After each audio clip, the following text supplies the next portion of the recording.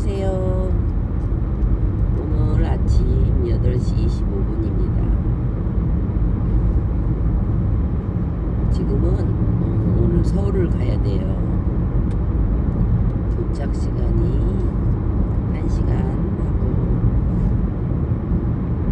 10분 걸리네요. 1시간 10분. 저희는 여기 홍천에도 어디쯤 사냐면 비발디 파크 근처예요. 대명 비발디 파크 근처.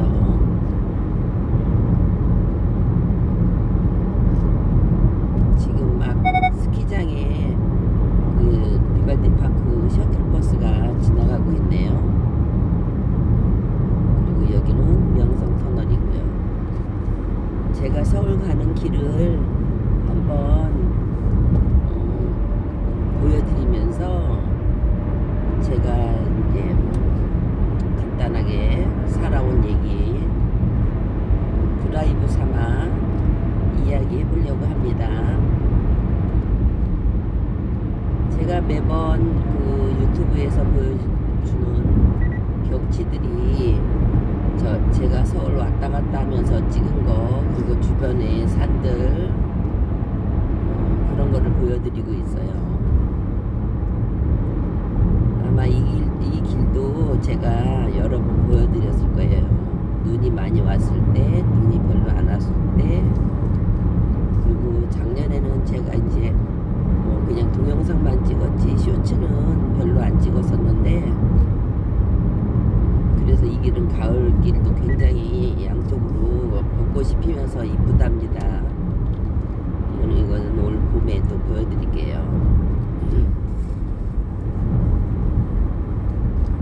제가 시골에 내려온 지가 지금 2013년 5월 달에 이사를 왔거든요. 올해가 2025년이니까 아마 만으로는 12년, 13년 되나요?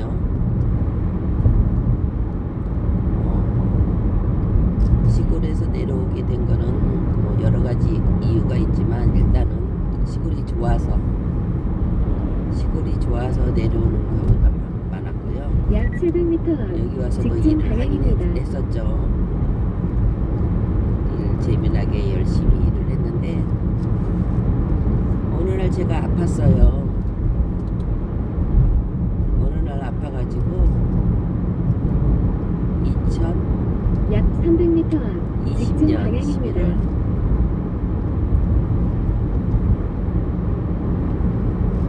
11월 2020년 11월 잠시 후 직진 10월 달에 방향입니다. 좀 그걸 알게 돼갖고 11월 달까지 병원 다니면서 11월 20일 약 300m 제가 앞 회전 교차로에서 직진 유방암 방향입니다. 2기 진단을 받았어요. 잠시 후 회전 교차로에서 직진 방향입니다. 그러다 보니까는 두 번째 출구입니다. 이거 목소리 과속 좀 방지턱이 줄여야겠네요. 있습니다. 목소리가 약 너무 400m 이 음량으로 안내되어 크네요. 있어요.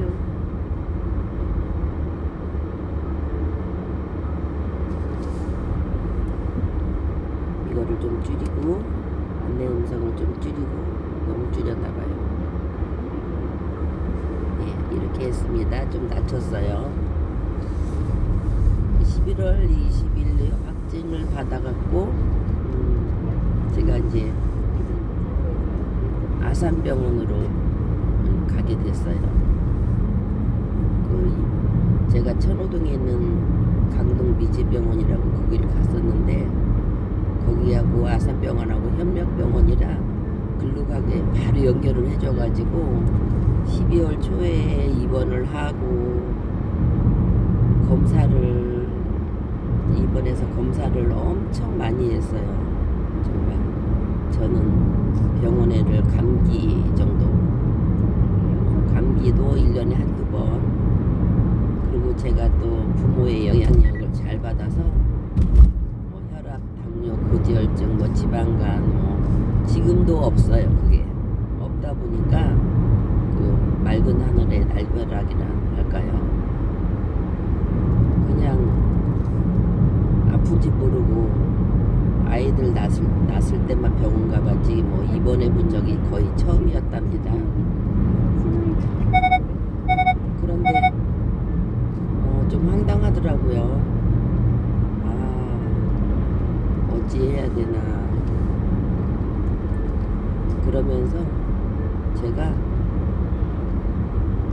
되겠더라고요. 그래서 제가 일단 돈 정리를 했어요. 일단 보험 들어간 것이 또 있어갖고 보험금을 얼마나 탈까 예산을 세웠죠. 예산을 딱 세워놓고 그 다음에 이제 돈 출처를 이 돈은 생활비 쓰고 이 돈은 뭘로 쓰고 이거는 뭘로 해야 되고 이거는 병원비로 해야 되고 이거는 절대 쓰면 안 되는 돈을 구분을 해놨어요.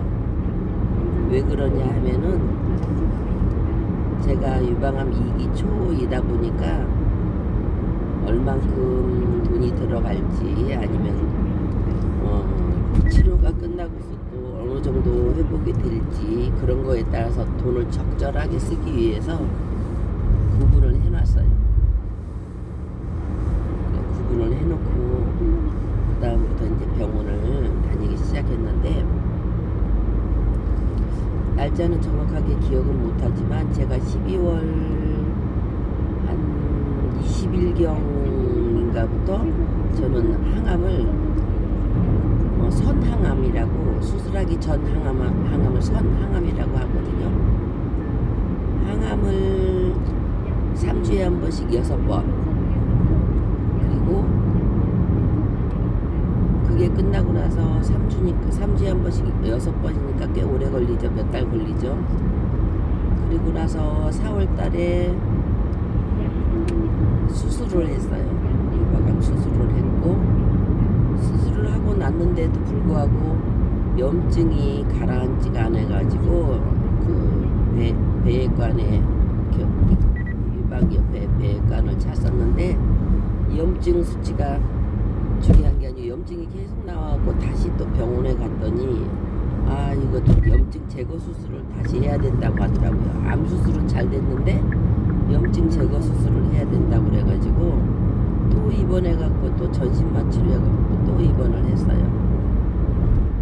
근데 그리고 나서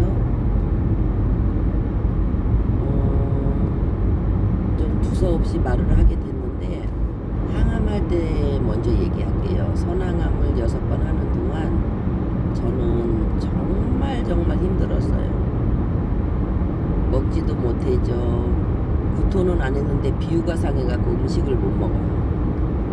그리고 항암을 하니까 머리끝에서 발끝까지 머리 다 빠지고 손톱도 검해지고 발톱도 검해지고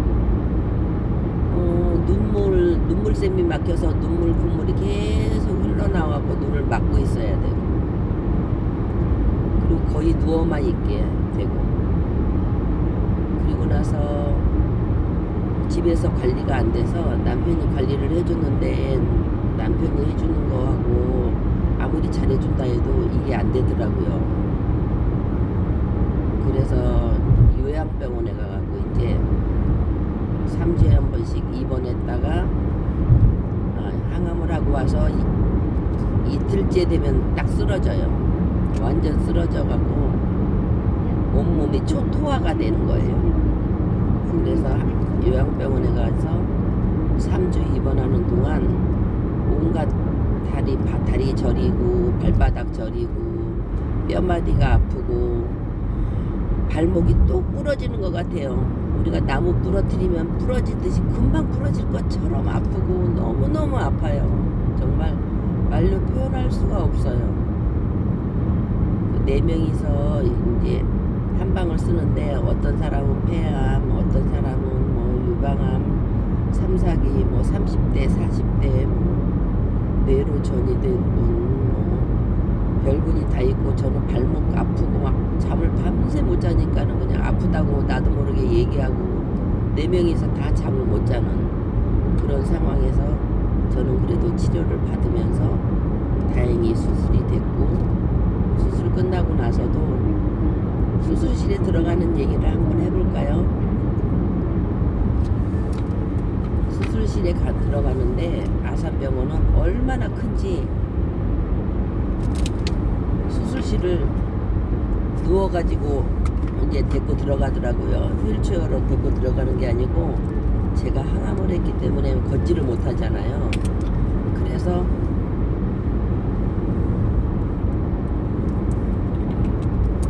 병원에서 이제 그 침대에 눕혀갖고 수술실을 데리고 가는데 좌회전했다 우회전했다 직진했다 뭐 수술실 안에서 얼마나 병원이 큰지 정말 그 수술실까지 가는 길이 이제 그 아산병원 직원이 이제 데리고 가는 거죠. 침대에 저는 누워 있는 상태에서 얼마나 길은지 들어갔다 나왔다 좌회전했다 우회전했다 거기가 아마 제 생각에 10리는 넘더라고요. 그만큼 제가 불안하고 초조하고 겁나고 무섭고 이제 어쨌든 침대방에 아니 수술실에 들어갔는데 저를 이제 수술대 위에 올려놓고 이제 가슴 수술을 해야 되니까 옷을 벗기고 그리고 양 다리를 다 묶더라고요. 그리고 났더니 이제 마취할 겁니다 그러더라고요. 저는 천장을 보고 있는데 그래서 그 천장에 있는 불을 보면서 드라마 같은 그런 드라마에서는 할 수 있는 그런 마음의 다짐을 하게 됐어요. 물론 유방암 2기 초고 95% 생존율이라고 했기는 하지만 그래도 겁나죠. 암인데. 그래서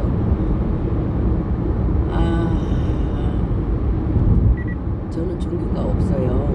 그래서 누구한테 의지를 하거나 누구한테 절 잘되게 해달라 기도할 데가 없어요. 사실 그냥 명랑하게 내 삶에 열심히 살고 남한테 피해 안 끼치고 살면 된다라는 생각을 하고 살았었는데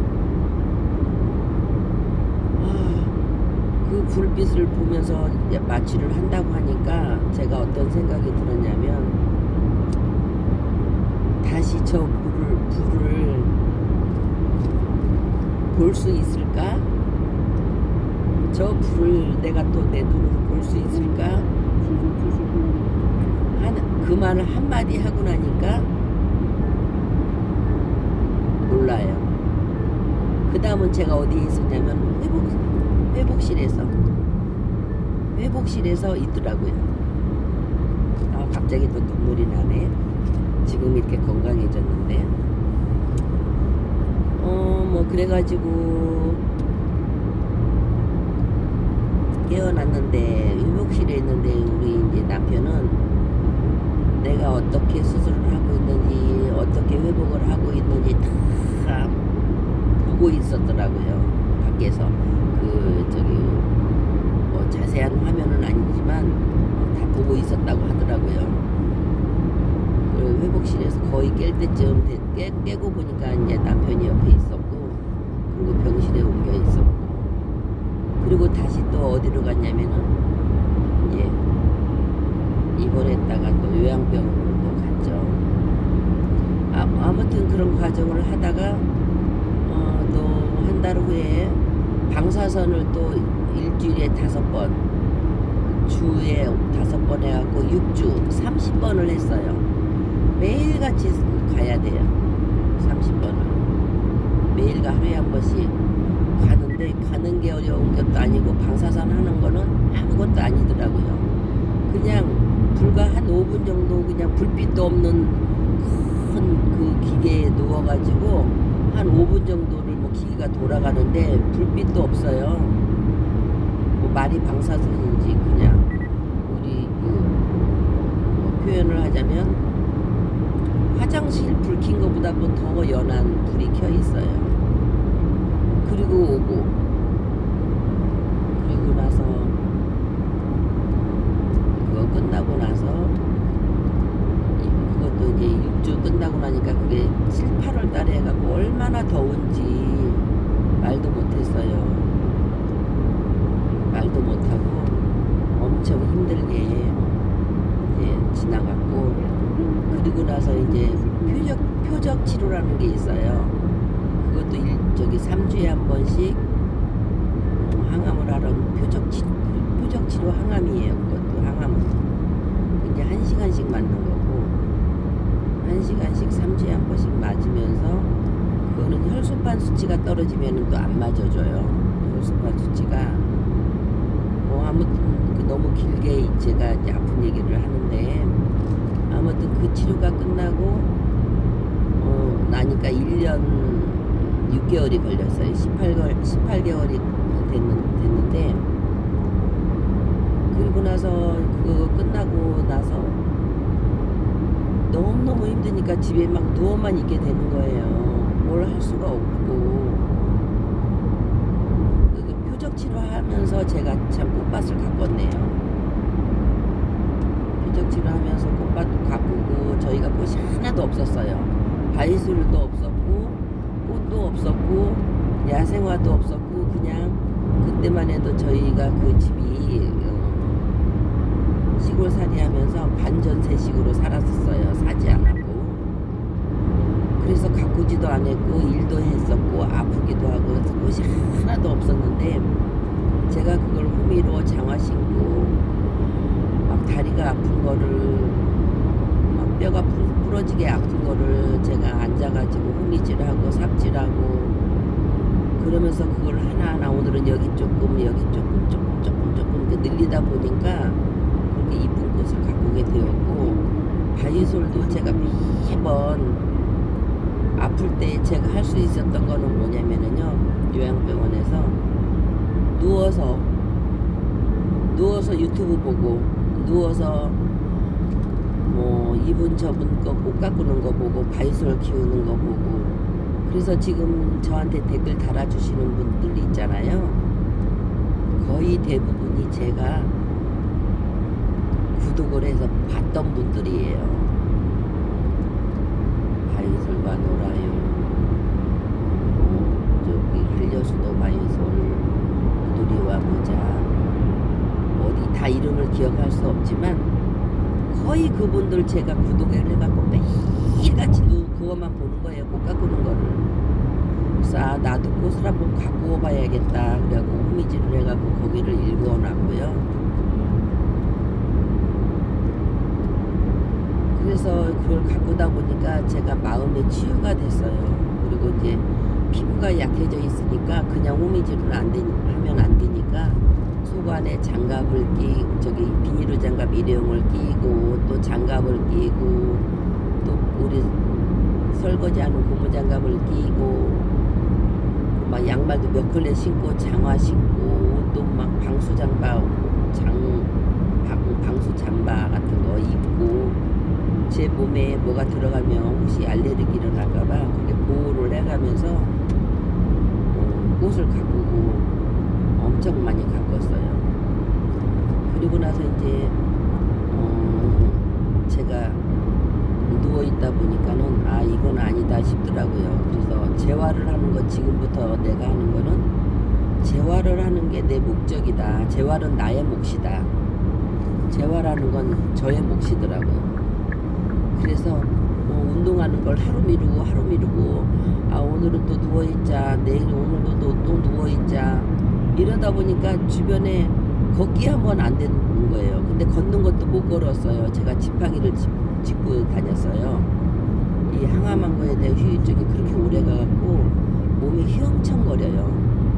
그래서 집안에서도 지팡이를 짚고, 마당에서도 지팡이를 짚어가면서 앉았다 일어났다 할 때는 막 무릎이고 허리고 엄청 아파요. 그 항암한 것 때문에 뼈마디가.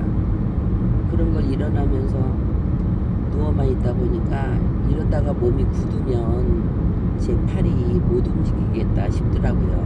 그래서 수영을 하는 게 좋겠다 그래갖고 제가 이제 용문 자차로 20분 걸리더라고요. 이 용문으로 이제 수영을 딱 끊었어요. 그냥 하루 아침에 뭐 미루고 자시고 할 것도 없이. 그래갖고 지금 병원 저기 수영장 다닌 지가 이제 올 5월달 되면 그것도 만 3년이 돼요. 뭐 바로 시작했다고 봐야 돼요. 표적치료 끝나고. 왜냐면 그렇게 안 하면 안 되니까.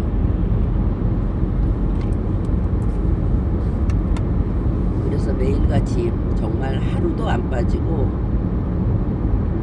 거의 뭐 한 달이면 한 번 빠질까 말까 할 정도로 아주 온 제 정신과 마음을 운동하자. 근데 이제 그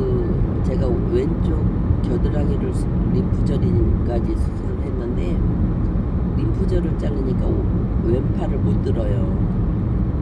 근데 왼팔만 아픈 게 아니고 오른팔까지 같이 반응이 같이 아파가지고 오른팔 왼팔을 못 들고 살았었어요. 그런 거를 수영장 안에서 제가 음파 연습을 하면서 엄청나게 막 팔을 늘렸어요. 팔 늘리고 막 그리고 이제 숨이 차니까 심장이 약해져 있어갖고 숨이 차니까 수영을 물속에 들어가 있었는데 더 숨을 못 쉬어요. 숨이 차고 팔이 아프고 발목이 부러지게 아프고 해도 막 쩔뚝거려가면서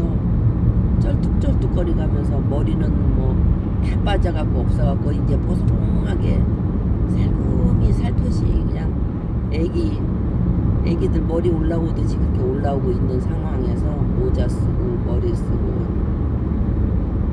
그렇게 하고 다녔어요. 그랬는데 제가 현실에 와서 생각해보면 재활하는 거는 아팠을 때 본인들의 몫이라고 저는 봐요. 재활은 자기가 스스로 노력을 해야 되지 뭐 어디 수술했다고 다리 수술했다고 발목 수술했다고 뭐 손가락 수술했다고 아프다고 그걸 그냥 내일부터 해야지 이따부터 해야지 하다 보면 그 재활이 안 되는데 저는 지금 쩔뚝거리는 거는 정상이네. 제가 아프기 전하고 후하고 아팠을 때 100%가 쩔뚝거렸다면 지금은 간간히 쩔뚝거리고 앉았다 일어날 때 조금 불편하고 그리고 오래 서 있으면 발바닥이 아직도 지금은 발바닥은 아직도 저려요. 엄청 저려요. 그리고 발바닥에 뭐가 하나 붙어 있는 것 같고 어느 정도 저리냐면 지금도 저리는 거는 평생 갈 수도 있대요. 저리는 건 배추 절인 것 같아요. 내 몸을 발목이랑 발바닥에 그리고 뭐 2시간 이상 서 있으면 더 많이 저리고 아파요. 그래서 저는 제가 제 조절을 참 잘하고 있다고 생각이 돼요. 될 수 있으면 다리를 올려놓고 있고 주무르고 물속에서 막 제가 제 최면을 걸어요. 어떻게 최면을 거냐면 발차기를 하면서 어휴 이놈의 거 저린 것 좀 뺏어가라. 저린 것 좀 없어주게 해줘라. 도대체 언제까지 이걸 날 아프게 할 거냐. 나 혼자 최면을 건답니다. 그 최면이 먹혔는지 많이 좋아졌죠 지금은. 그래서 제가 이제 유튜브를 할 때 사진 찍을 때 작년에는 처음에 쭈그리고 앉았다 일어섰다 할 때 막 숨이 차요. 콧물도 많이 나오는 이유가 물론 겨울이라서 콧물도 제가 찍다가 쭉쭉거리기는 하는데 아직도 눈물샘이 다 완전히 안 뚫린 것 같아요. 그리고 뚫렸다 하더라도 그게 한번 고장난 것들은 원상복구라는 게 힘들어요. 그래서 그냥 그러려니 하고 사는 거예요. 저는 저린 것도 의사 선생님 제가 그래요. 아 근데 저 왜 이렇게 저려요 아직도요. 내가 그랬더니 뭐랬는 줄 알아요? 저도 저려요 그러는 거예요. 그 뜻은 뭐냐면 그 의사는 나보다 젊어요. 하서병 종양내과 의사 선생님인데 왜 이렇게 저려요 그러면 다리는 저도 저려요 그러길래 아 정상인도 나이 먹으면 저리는데 암 수술하는 사람은 당연한 거 아니냐 이런 뜻인 것 같더라고요. 그래서 아 그것도 어찌 보면 내가 긍정적으로 그래 이 저린 건 내가 끌고 가는 수밖에 없구나.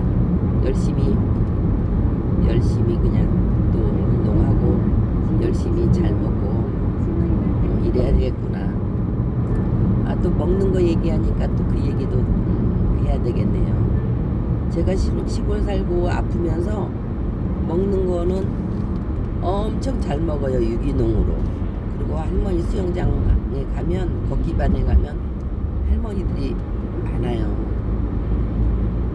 할머니들이 많아서 저는 또 친절하게 제가 할머니들을 많이 이렇게 돌봐준다기보다 같이 친해요. 친하게 지내요. 뭐 있는 입 갖고 인사하고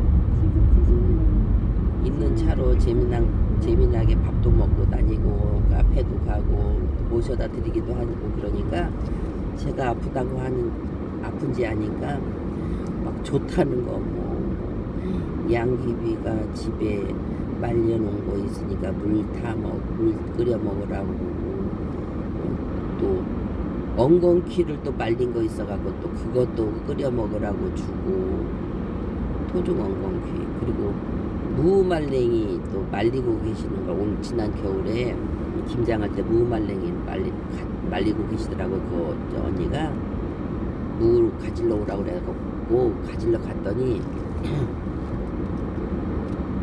무를 쓸고 있어서 언니 나 이거 필요해 언니 나 저기 언니가 할 만큼 하고 저한테 좀 팔 것도 좀 썰어주세요 그랬더니 알았다 그러더라고요.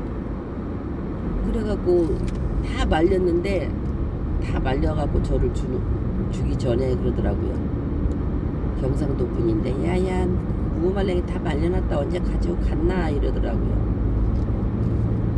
알았어요. 그래서 수영장에서 그렇게 얘기를 했더니 그거 무말랭이 그거 돈 안 받을란다 내가 너한테 그거 받아서 뭐하노 네가 끓여 먹겠다는데 돈은 안 받을라니까 그냥 가지고 가라 그러더라고요. 그래서 또 얻어갖고 와갖고 뻥튀기 튀기는 데서 덮어가지고 그거를 또 매일같이 끓여 먹잖아요. 그런 거를 끓여 먹을 때는 이걸 계속 한 가지만 끓여 먹는 게 아니고 요거 2달 끓여 먹다가 또 다른 걸로 또 끓여 먹고 또 다른 걸로 끓여 먹고 이렇게 돌아가면서 해야 된대요. 한 가지를 너무 같이 오래 먹으면 안 된대요. 보리식물이라든가 이런 식물들은. 그래서 저는 또 콜라비 간혹 또 콜라비 빨간색 있잖아요. 그거는 페트병에 넣고 우려 먹어요. 그리고 그거 한 2달 먹다가 또 엉겅퀴 한 2달 끓여 먹고 요즘은 이제 그 무말랭이 끓여 먹고 그 끓일 때 이제 눈에 좋다는 그 뭐지 조그만 눈에 좋다는 거 또 생각이 안 나네요. 뭐 그런 거 또 같이 끓여 먹기도 하고 누가 또 호박즙 내렸다고 또 호박즙 한 박스 주고 그리고 이제 뭐 여름 같은 때 뭐 아로니아 따서 아로니아 복분자 뭐 이런 거를 또 그때마다 줘요 많이들.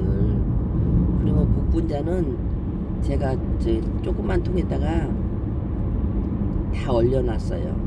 그 샐러드 해 먹을 때 그걸 바로 씻어갖고 위에다가 이렇게 뿌려가지고 이렇게 얹혀갖고 먹기도 하고요.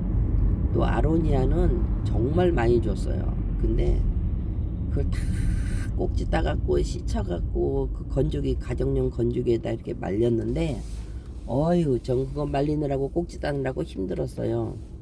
일삼아 했지만 말렸더니 그 채반에 말리면서 이제 오그라 들어가고 그 채반에 있는 속으로 쏙쏙 들어가고 빠지지가 않는 거 있죠. 그래갖고 또 그거 10판짜리인데 그거 또 빼느라고 좀 한참 그거 빼다가 땅에 마루에 떨어져갖고 여기저기 또 굴러다니고 아유 어이없어갖고 어설퍼갖고 참 뭐 그래서 지금 그 아로니아도 말린 걸로 샐러드 해 먹을 때 그 위에다가 이렇게 뿌려 먹어요. 그리고 소스 얹혀 먹고 아니면은 아로니아 그 말린 거를 밥할 때 또 콩 하듯이 콩처럼 한 주먹씩 또 다른 콩 섞여가지고 콩도 이렇게 그 아로니아 같이 넣어서 밥도 해 먹고 샐러드도 해 먹고 그렇게 응용을 많이 하고 또 제가 아프기 전에는 여기 시골은 뽕나무가 많잖아요. 뽕나무가 뽕잎을 따가지고 여린잎을 따가지고 그거를 한번 데친 다음에 바짝 말려요. 말린 다음에 가루를 내요. 가루를 이제 만들어 가지고 밥할 때 커피 스푼으로 2스푼 정도 다른 뭐 콩도 넣고 뭐 다 이렇게 하면서 2스푼 정도 이렇게 넣어가지고 밥을 하면은요 밥이 찰져져요. 찰밥 같아요. 밥이 파릇파릇해갖고 그리고 참 찰져지고 맛있고요. 그리고 가끔 또 저기 그 강황가루로 또 밥을 해요. 강황가루로 밥을 하면 그 강황가루 밥 해갖고 김밥을 싸면은요 또 예술이에요. 얼마나 이쁜지요. 강황가루로 밥 해갖고 먹기도 하고 뭐 두루두루 지금 많이 이렇게 해서 먹는답니다. 자연식이죠. 거의 저희 집은. 그러니까 봄에는 4월달 중순부터인가 이제 야채 같은 거 심기 시작하면은 야채는 실컷 먹어요. 정말 실컷 먹어요. 아, 지금 여기 양평 만남의 광장에 왔네요. 아직도 가려면 좀 더 가야 되고요. 먹는 거는 그렇게 해서 골고루 먹고 있고요. 제가 또 아침은 또 어떻게 먹느냐 하면은요. 두유기를 사가지고 두유를 해 먹어요. 검은콩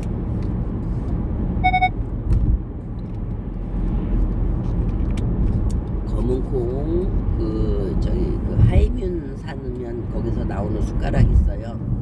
그거 2스푼, 흰콩 2스푼, 검은깨, 참깨, 국산 땅콩 해갖고 두유를 한 다음에 그 한 거를 냉장고에 넣어놨다가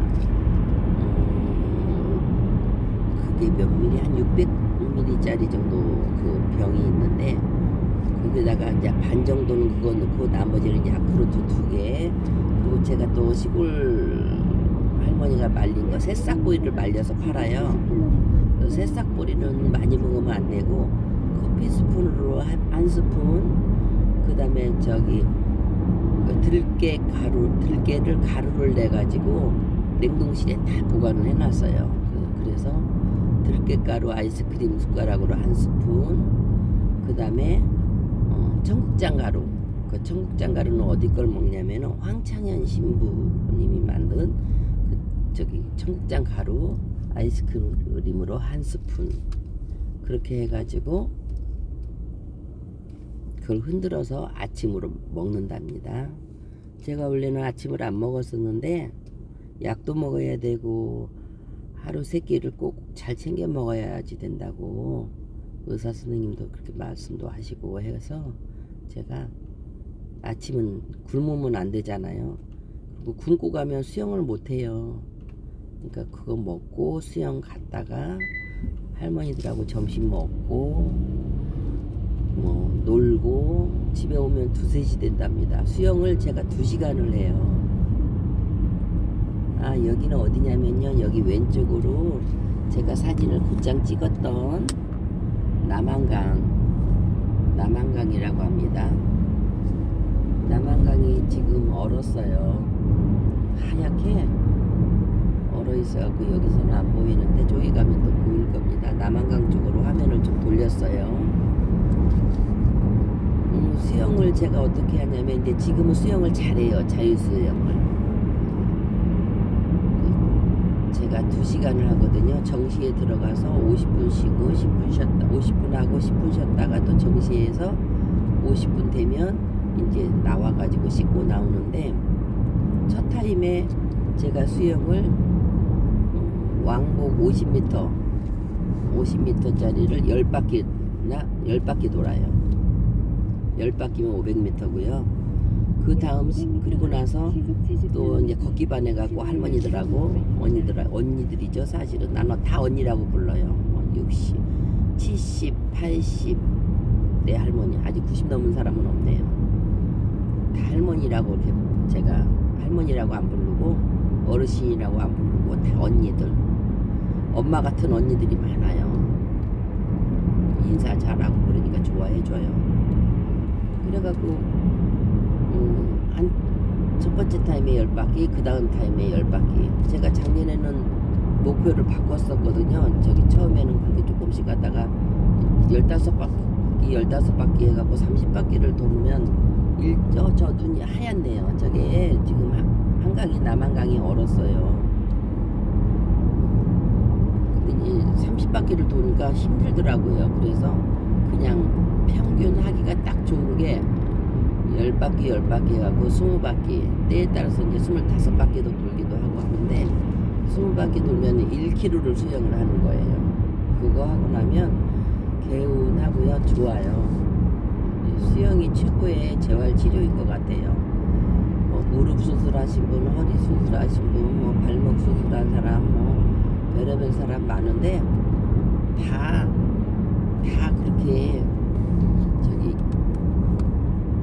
재활을 하러 많이들 와요.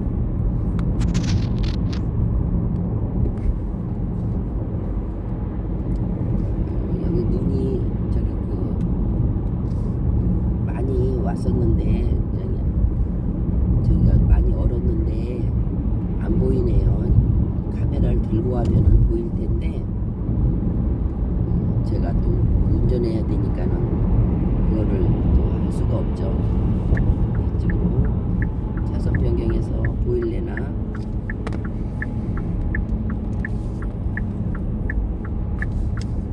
조금 보이죠? 시속 70km. 이게 남한강이랍니다. 여기가 남한강이고요. 저 멀리서 보이는 데가 두물머리예요. 제가 조금 더 가서 설명해 드리겠지만 두물머리라는 곳이 있어요. 양평군 양수리에 있는. 뭐 그래가지고 할머니들하고 이렇게 어울리고 먹고 놀고, 그래서 시골에 살면은 정말 뭐만 사냐면은 쌀, 고기, 생선만 사면 돼요. 나머지는 뭐 이렇게 그냥 밭에서 기르고, 저희는 농사는 못 져요. 그냥 그 꽃밭 옆에 조그만하게 장소 한 군데 이렇게 마련해 놓은데 거기서 이렇게 저기 저 먹어요. 고추, 꽈리고추, 청양고추 5그릇씩 갖고 15그릇에다가 가지, 오이, 뭐 땅도 없는데 호박은 담벼락으로 올라가게 이렇게 해놓고 그냥 간단하게 따 먹을 거. 근데 또 할머니들이 그냥 다 또 줘요. 많이 여름에는 엄청 많이 줘요. 그러면 저는 또 서울에 시어머니 살죠. 언니들 살죠. 우리 아들, 딸들 살죠. 그러니까 줄 때는 많아요, 사실은. 그래서 저 아픈 얘기는 이제 그만 정상화가 많이 됐고, 그래서 이제 그만 얘기하고요. 여기가 이제 두물머리인데요.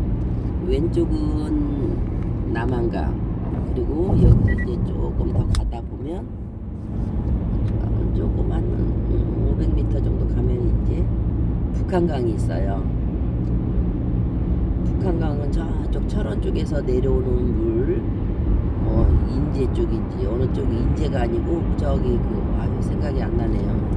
하여튼 철원 쪽에서 흘러내려오는, 온갖 계곡에서 흘러내려오는 물이고요.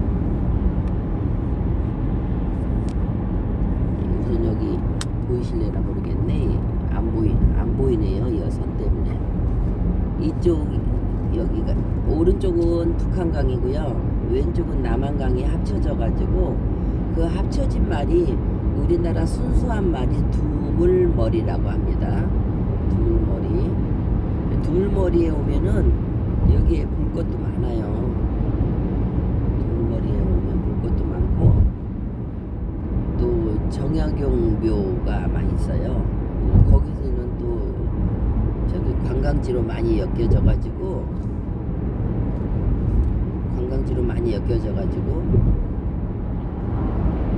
보여드릴게요. 여기 보시면 이쪽이 지금 보이는 데가 북한강이에요. 북한강이고, 저 보이는 산이 웅길산, 저 높은 산이 웅길산이랍니다. 그래서 이쪽 왼쪽으로는 이제 북한강과 남한강이 합쳐져서 두물머리라고, 순수 우리나라 말이 두물머리라고 하고요. 똑같은 얘기를 또 하네요. 그리고 한문으로는 양수리라고도 합니다. 그래서 양수리는 양쪽에서 물이 모인다고 해갖고 양수리인데요. 이 물이 모여져 가지고 어디로 내려가냐면 팔당으로 내려가요. 팔당 댐. 팔당 댐이 있거든요. 저 하남시에 팔당 댐. 거기를 거쳐가지고 내려가는 게 한강이에요. 두 개가 하나로 모였다고 해서 한강. 그 한강이 하남시를 거쳐가고 하남시와 구리 사이에 거쳐가지고 잠실로 해서 저 반포로 해서 저기 여의도로 해서 김포로 해서 저 강화로 해서 바닷가로 빠져나가는 게 이 한강이랍니다. 제가 이 지역 살면서 제대로 아는 건 그겁니다. 약 5km 저 지금 하얀 산이 보이는 게 하남의 검단산이고요. 아까 저쪽에 보였던 거는 그 웅길산이었고요. 여기는 이제 지금 팔당에 홍천에서 서울 가려면 터널이 있어요. 터널이 5개가 있는데 요거는 터널 이름이 안 보이지? 어디 갔지? 이거는 뭐 5번째 터널이에요. 5번째 터널이고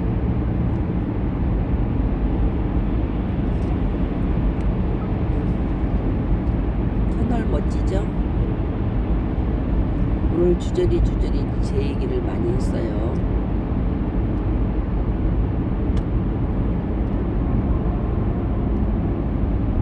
그리고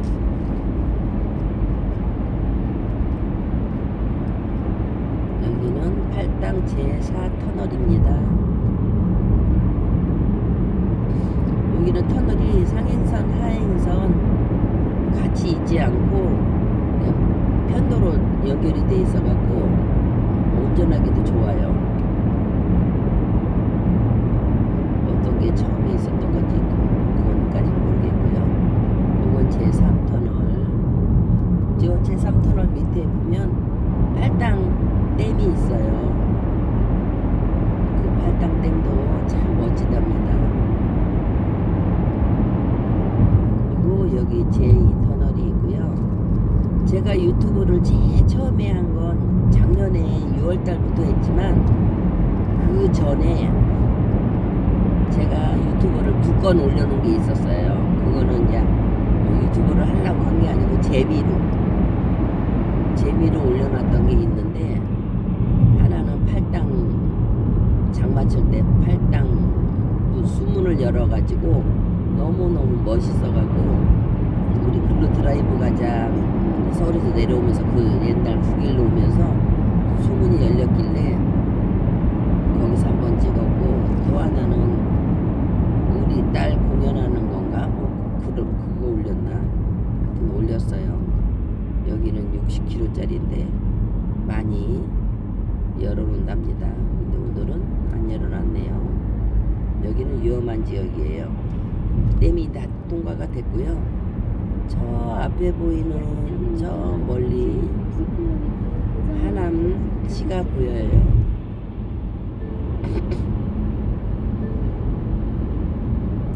오늘은 서울이 하늘이 굉장히 맑고 깨끗한 편이네요. 지난주에 왔을 때는 굉장히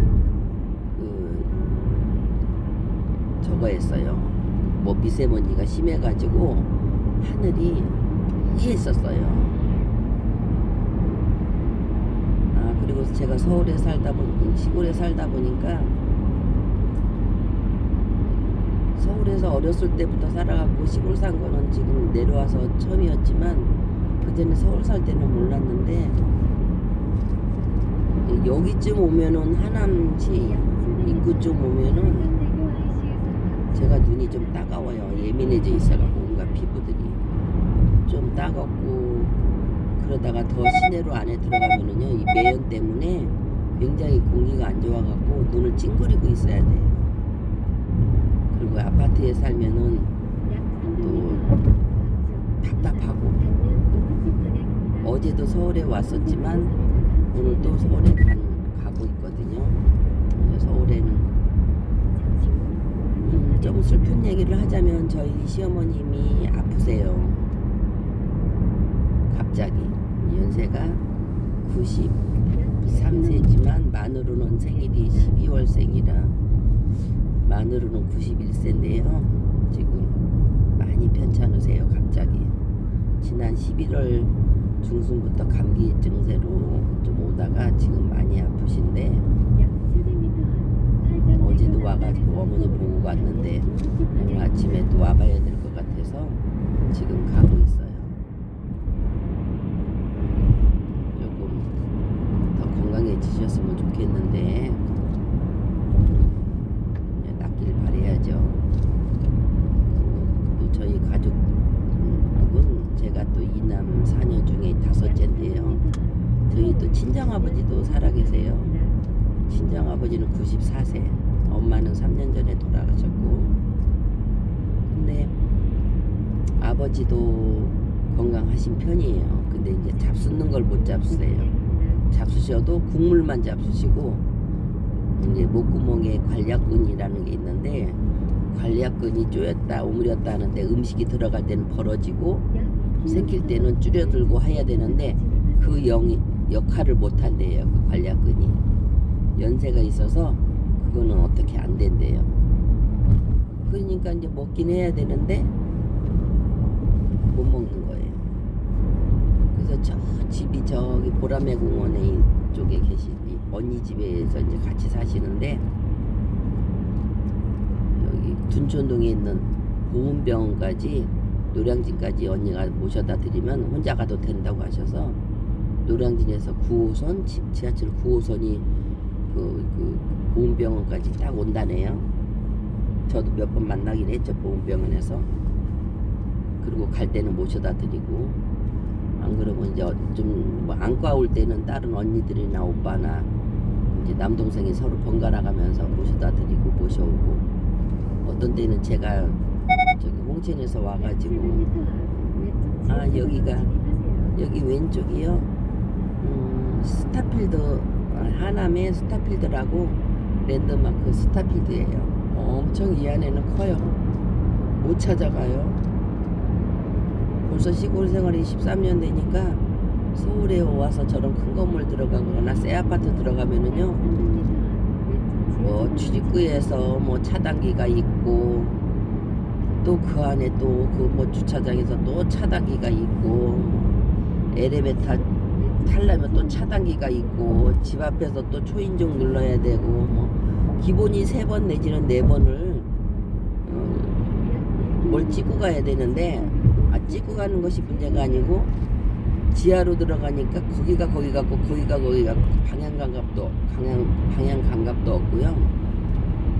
그래서 그거를 사진으로 찍어가지고 들어가야 돼요. 제가 이렇게 발음이 좀 세잖아요. 이거 연습을 되게 많이 했거든요. 유튜브 처음 찍을 때는 발음이 세가지고 힘들었는데 왜 그러냐면 제가 이 모든 게 다 항암 때문이에요. 항암을 하고 나니까 발음도 좀 어눌해졌고요. 발음이 또박또박하게 안 돼요. 그걸 제가 유튜브 하면서 또박또박하게 하려고 말을 천천히 하고 그리고 말도 빨리 못해요. 빨리 하면은 숨차요. 빨리 하면 숨차고 그리고 제가 먼 거는 잘 보는데 가까운 거는 잘 못 봐요. 아니 시력은 좋은데 말을 이상하게 했네. 시력은 좋은데 항암하면서 노안이 조금 더 와갖고 가까운 거는 돋보기를 껴야 돼요. 그래서 제가 촬영할 때 다 돋보기를 끼고 촬영을 해요. 안 그러면 가까운 거는 아른거려갖고 얘가 지금 얼마나 컸는지 보이기는 해도 이왕이면 더 선명하게 그리고 카메라도 내가 볼 때 선명해야 이게 깨끗하게 보이지 막 어른거리게 찍으면은 똑같이 어른거리게 나오잖아요. 그래가지고 제가 될 수 있으면 돋보기를 꼭 끼고 촬영도 한답니다. 여기는 이제 하남 여기 왼쪽이 병원이 제가 있었던 병원이네요. 여기 요양병원 여기 이쪽에 오른쪽은 미사 조정 경기장, 미사리 경기장, 주행하세요. 미사리 경기장이고요. 여기가 미사리라고 하는 데인데 옛날에는 이 왼쪽에 있는 쪽이 다 카페가 많았어요. 다 카페가 많아가지고 뭐 윤신의 뭐 그런 그 라이브 카페 있는데 윤신의 라이브 카페는 아직도 있어요. 아마 지방에 계신 분들은 모르겠지만 라이브 카페가 있고, 그리고 여기 하남시는 6교로 된 게 별로 없어요. 거의 이렇게 큰 도로는 차도로 만들어져 있어요. 그래가지고 운전하는 사람은 참 좋답니다. 그래도 이 하늘이, 서울 하늘이 많이 뿌였네요. 요 아래는 좀 뿌옇고 위에는 좀 파랗기는 한데 여기 가로수길도 괜찮죠? 뭐 주저리 얘기하다 보니까 조금만 가면 되네요.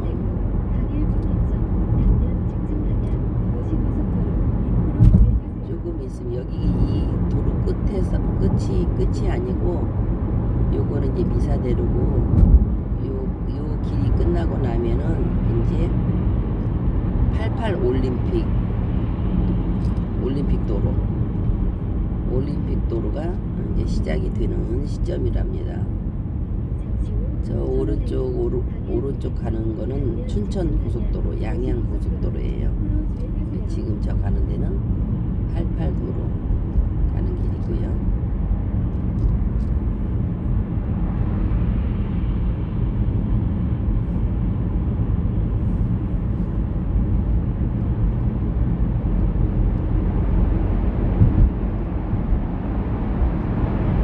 그래도 지금은 이렇게 건강하게 제가 운전도 다시 할 수 있고 병원도 혼자 갈 수 있고, 저희 남편은 지금 어머니 편찮으셔갖고 어머니 집에 있어요. 지금 집에 있어가지고 제가 간 다음에 어떻게 움직일지. 여기가 88도로 시작이랍니다. 어이구, 시골 분들은 이런 데 오면 겁나죠. 5차선이네요. 5차선이고 왼쪽은 하행선, 저는 지금 상행선 운전하고 가고 있답니다.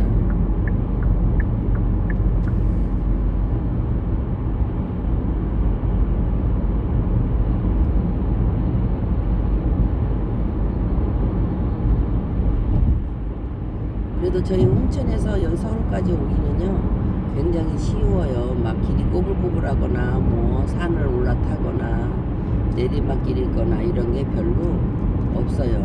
무난해요. 뭐 신호등도 뭐 몇 개 없고 여기 올 때까지는. 그래서 시골살이가 그래도 원만하게 편한 편이에요.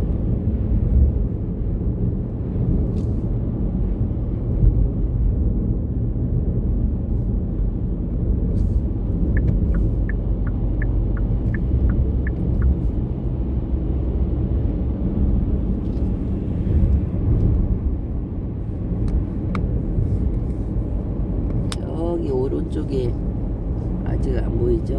오른쪽에 큰 기둥, 뭐 교각, 그 교각이 새로 생긴 다리예요.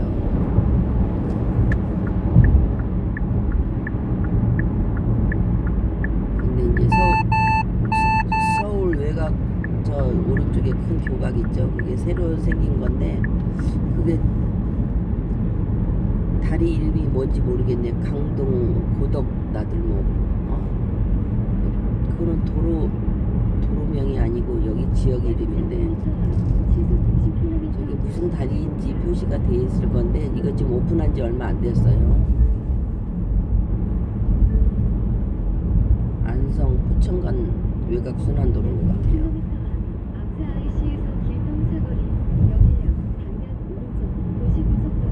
이게 새로 생긴 건데 얼마 전까지만 해도 공사를 해갖고 얘가 복잡했는데 이제는 다 이제 차가 다니고 있어요. 안 다녔었는데 저 길로 한번 드라이브를 해봐야 되려나 봐요. 이거 하여튼 안성 포천간 고속도로인 것 같아요.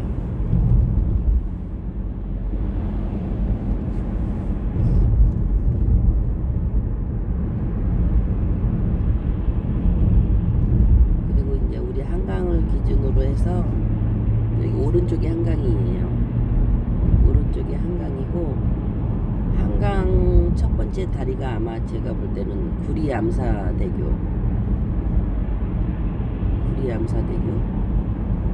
맞나 이름이요? 구리암사대교네요. 구리암사대교가 아마 저 한강 다리가 굉장히 많잖아요. 옛날에는 몇 개 없었을 때는 그것도 기억을 잘했는데, 구리암사대교가 첫 번째 다리인 걸로, 서울 시내에 있는 다리 중에 첫 번째 다리인 걸로 알고 있어요. 여기서부터 시작해서 다리가 이제 뭐 요즘 엄청 많이 생겼다는데, 서울에 이제 진입이 여기서부터 본격적으로 되거든요. 88도로가 본격적으로 진입이 되면 뭐 잠실 쪽, 아산병원 잠실 쪽으로 해가지고 저기 잠실 운동장, 청담동, 청담동은 아주 그냥 항상 막히는 지역이에요. 그 지역은 저 멀리 보이는 산이 아차산이에요. 서울에 살았을 때는 이렇게 발음도 꼬여요. 서울에 살았을 때는 저 산을 등산을 많이 다녔어요. 그렇게 높지도 않아요. 300 몇 미터인가 그 정도밖에 안 되거든요. 그 등산을 친구들하고, 그때가 아마 제가 시골 내려가기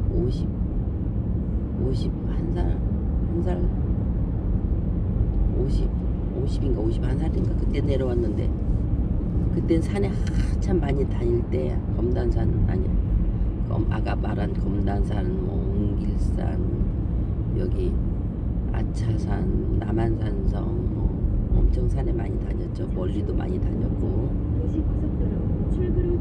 여기가 구리암사대교라고 합니다. 이제 명일역 쪽으로 가면 저희 어머니 집인데요. 이제는 여기 구리암사대교만 보여드릴게요.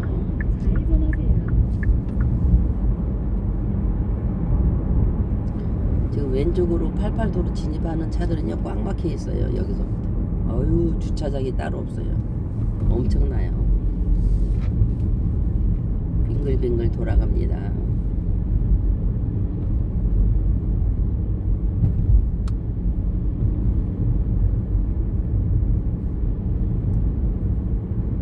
그래도 홍천에서 서울까지 잘 오셨나요? 잘 보고 오셨나요?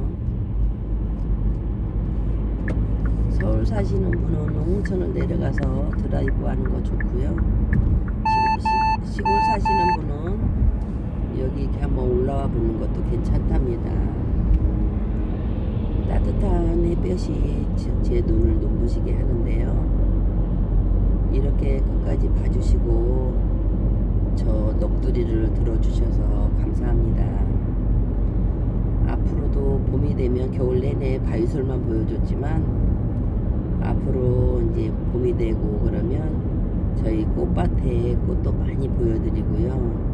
이쁜 꽃도 많아요. 야생화, 그냥 시골에서 기를 수 있는 꽃들, 서울에서 기를 수 있는 꽃이 있고 시골에서 기를 수 있는 꽃이 있고 그러더라고요. 제가 보니까 다 키울 수는 없더라고요. 이쁜 꽃들 많이 보여드리겠습니다. 끝까지 봐주셔서 너무너무 감사하고요. 우리 모두 구독자님 행복하시고 건강하시고 항상 즐겁게 사시길 바라고요. 모두 건강하세요. 감사합니다.